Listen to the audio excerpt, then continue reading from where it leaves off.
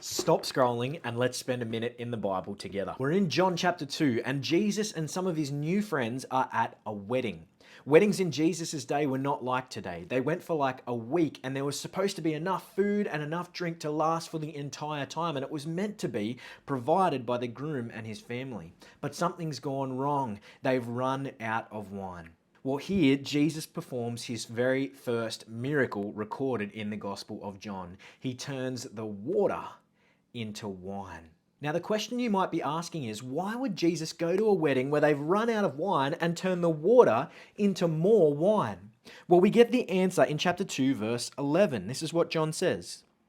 What Jesus did here in Cana of Galilee was the first of the signs through which he revealed his glory, and his disciples believed in him.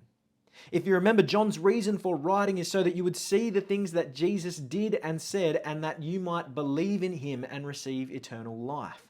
Well, Jesus performed this miracle, or as John calls it, a sign, because it points to something else other than itself, so that you might see that he is not just any old person. We know from chapter 1 that he is the Son of God, and that is what he is beginning to show by performing this crazy miracle. The second reason, though, is because in the Bible, eternal life in heaven is often described as a great feast, a big meal where all of God's people will be together with God and enjoying food and drink in abundance. Now, you might not have noticed, but Jesus didn't just turn one cup of water into wine. He turned 600 liters of water into wine. There was way more wine than anyone could ever need. Now, remember, this is a sign. It points to something else other than itself.